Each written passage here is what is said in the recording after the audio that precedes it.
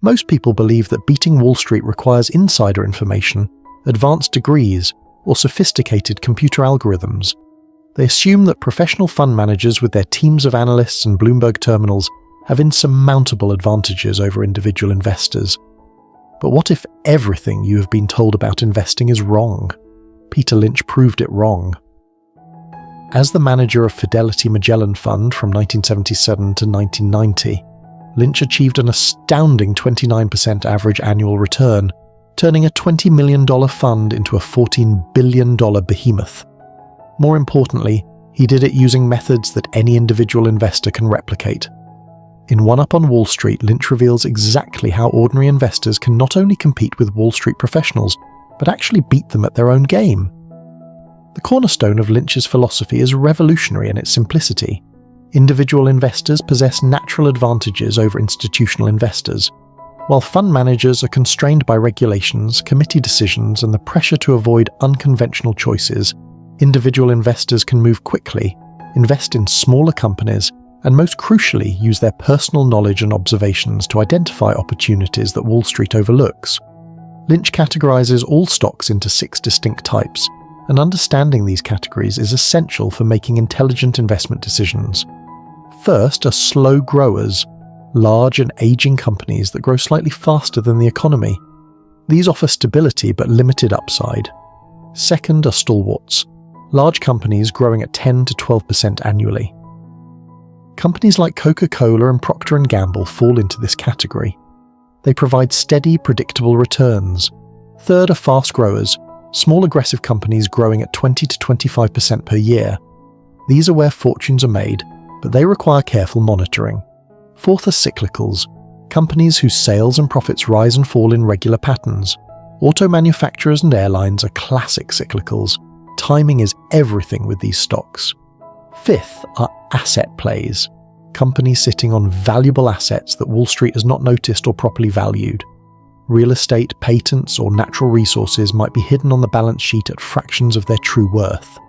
Finally, there are turnarounds, companies that have been battered down but show signs of recovery. These can provide spectacular returns if you identify them before the crowd. Lynch's most famous concept is the 10-bagger, a stock that increases 10 times in value. He argues that finding just a few 10-baggers in your investing lifetime can transform your financial future. The key is recognizing them early, and Lynch provides specific signs to watch for. Look for companies with boring names in boring industries. The more mundane, the better. Crown Cork and Seal or automatic data processing do not capture imaginations like Tesla or Netflix, which means less competition from other investors. Search for companies doing something disagreeable. Waste management built enormous wealth for shareholders while dealing with garbage. Safety Clean thrived by handling toxic waste. Wall Street often ignores these unglamorous businesses until their profits become impossible to overlook. Pay attention to companies that are spin-offs from larger corporations. Large institutional investors often automatically sell spin-offs regardless of their merits, creating pricing inefficiencies. Watch for companies that institutions do not own and analysts do not follow. When no analysts cover a stock, you have an information edge. Look for companies with niches, products or services that competitors cannot easily replicate. Lynch emphasizes using your professional edge and personal experience. If you work in retail, you notice which stores are constantly packed. If you're in technology, you know which software companies have the best products. If you're a parent, you see which toys or games captivate children. This first-hand knowledge, what Lynch calls scuttlebutt, is more valuable than any Wall Street research report. The numbers matter, but Lynch keeps the math simple. The price-to-earnings ratio compared to the growth rate tells you whether a stock is reasonably priced. If a company grows at 15% annually, but trades at a price-to-earnings ratio of 30, it is overvalued. If it grows at 30% but trades at a price-to-earnings ratio of 15, it might be a bargain. Check the percentage of institutional ownership. Lower is generally better for individual investors. Examine insider buying.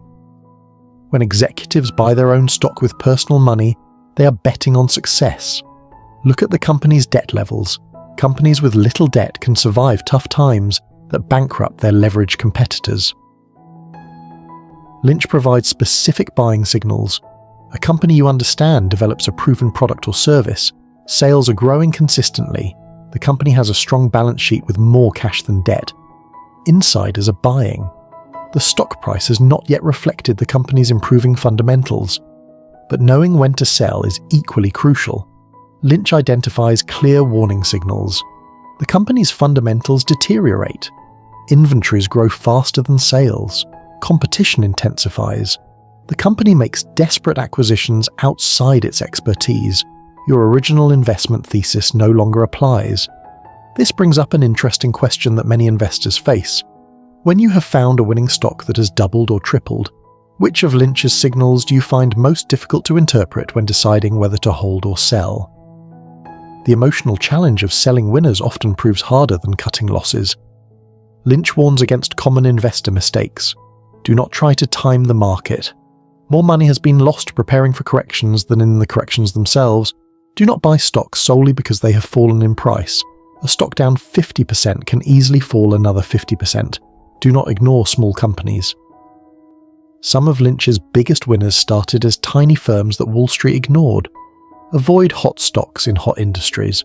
By the time everyone talks about an industry, the easy money has been made. Do not let emotions drive decisions. Fear and greed are the enemy of investment returns. Never invest money you cannot afford to lose. The market can remain irrational longer than you can remain solvent. The most powerful lesson Lynch teaches is that successful investing does not require extraordinary intelligence or insider information. It requires patience, discipline, and the confidence to trust your own observations and judgment. While professionals chase quarterly earnings and momentum, individual investors can focus on long-term value creation. Lynch proves that the stock market is not a casino where the house always wins. It is a venue where prepared, patient investors who do their homework can build substantial wealth. The tools are available to everyone. Public financial statements contain the same information for professional and amateur investors alike. The difference lies not in access to information, but in the discipline to use it wisely. The ultimate takeaway from One Up on Wall Street is both empowering and challenging. You have advantages over Wall Street professionals, but only if you are willing to do the work. Research companies, understand their businesses, monitor their progress, and maintain the courage to act on your convictions even when they contradict popular opinion. The opportunity to achieve financial independence through intelligent investing is available to anyone willing to follow Lynch's proven principles. If you found value in learning how Peter Lynch beat Wall Street for over a decade, please subscribe to this channel where we share powerful book summaries every single day.